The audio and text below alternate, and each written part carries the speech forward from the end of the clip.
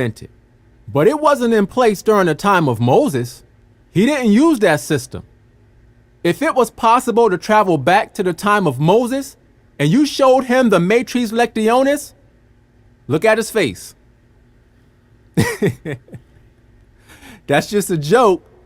But the point that I'm making is Moses never heard of the Matrice Lectionis. It didn't exist. When Moses wrote the scriptures, there were no vowel letters. Now, let me show you an example of YHWH. All you have to do is place the letter A in between those letters and you will get Yahweh. Yahweh. That's the Most High's name in ancient Hebrew. The only other sound in the Hebrew alphabet, all those sounds came into existence much later as the original sound Ah evolved into other sounds throughout history. But again, we're dealing with the ancient Hebrew. The original sound was Ah.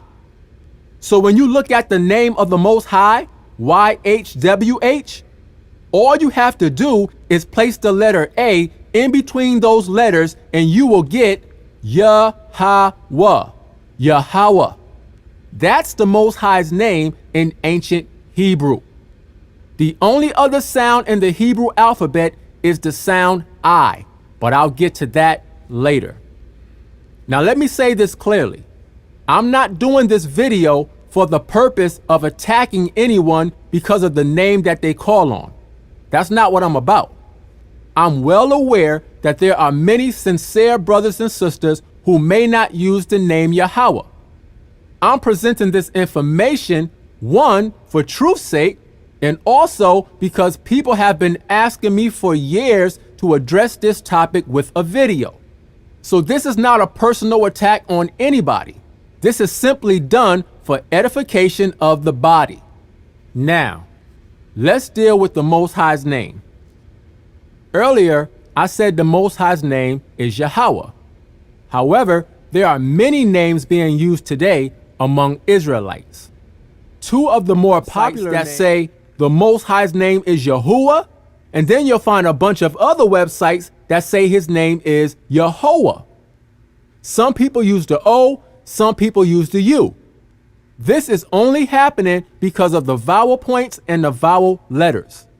I say let's get rid of the whole system, the points and the letters, because Moses didn't use either one of them. How about we go back to the first original letter, A, which we know produces the Ah sound. Again, Yahweh. Yahweh. Look at this. This is an article about the Matrice Lectionis. The address is in the top right-hand corner. This is what they put at the bottom of the article. It says, some people believe that saying such and such letter reads as such and such vowel is not quite correct in the case of Matrice Lectionis. In other words, people have found through research that it's not correct to attribute one single sound to each vowel letter. It says, but it would be much more accurate to say such and such letter indicates the presence of certain vowel. In other words, they really don't know what sound these letters are supposed to indicate, because scholars have been debating that since they discovered this system. The reason why is because in different writings throughout history, these quote-unquote vowel letters have been used differently. That's why it says this. However, one must not forget the letter Aleph, Hey, Wa, and Yod, used as Matrice Lectionis, do not have one specific pronunciation indeed, but they rather indicate one of. Meaning these letters don't produce the same sound consistently when you look at all the different writings that use them. It says, Aleph can be A, O, E, and even I. It says, Hey can be A, E, and sometimes O, etc., etc. Now let me show you an example. This is the Isaiah scroll. It's part of the Dead Sea Scrolls that were found in the Qumran caves. They date this scroll around 100 BC. Look at this. This is from an article called The Translation of the Isaiah Scroll. The address is in the top right-hand corner. It says, the Essenes and Qumran, who copied this scroll approximately 100 BCE, are not to be considered the protectors of an accurate text identical with the Tanakh, which would have been revered by the rabbis. They were actually far from the mainstream, and it is clear that the Q text, the Qumran text of Isaiah, watch this, is a dialect of Hebrew. It is not a translation, but is characterized by modifications in spelling and personal pronouns to match the then current Aramaic dialect that the Essenes would have spoken. I gotta read that again, because a lot of people like to use the Dead Sea Scrolls as a proof of the correct pronunciation of Hebrew. It says, it is clear that the Q text, the Qumran text of Isaiah, is a dialect of Hebrew. It is not a translation, but is characterized by modifications in spelling and personal pronouns to match the then current Aramaic dialect that the Essenes would have spoken. Right here it says, thus, the preservation of an identical letter for letter received text was not at all a part of their motivation in their use of the scriptures.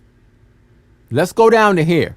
It says, with this fact in mind, that the Qumran scribes used their own discretion to alter the text to fit their own dialect.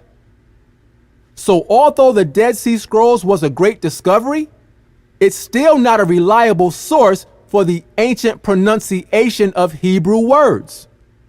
Here's an example of what I mean. Remember earlier, I said that the wa, when used as a vowel letter, can produce more than just the U and the O sound? Watch this. This is the same article dealing with the Dead Sea Scrolls. It's focusing on the letter wa and the letter yod. It says, letter A, wa stands for any vowel.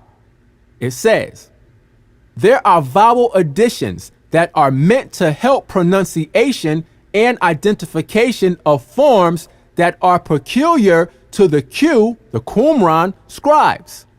It says, just as the Masoretes invented pointings to indicate vowel sounds, so the Q scribes have added some semi-vowels to the text. The use of yod, wa, and hey are frequent. Watch this. Right here it says, wa is used in a very general way, and a biblical Hebrew reader is used to the O and U sound being attributed to the wa.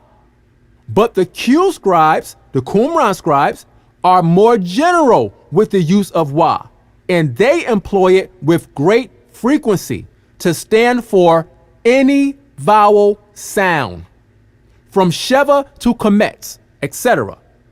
In other words, the Dead Sea Scrolls uses the wa to sound like o, u, a, and e.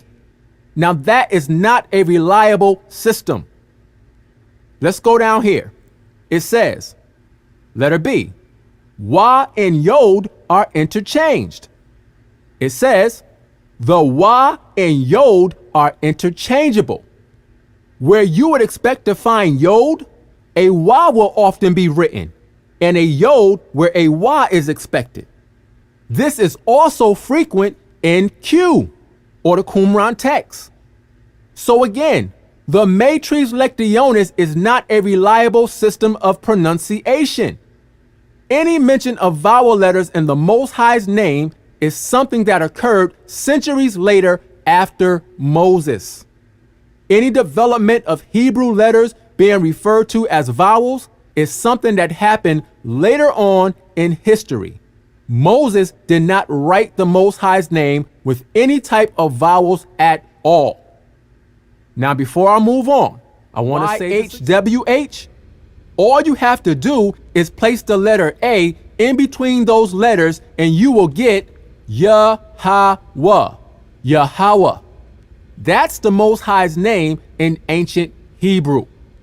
The only other sound in the Hebrew alphabet. Not to take up. Not to uphold.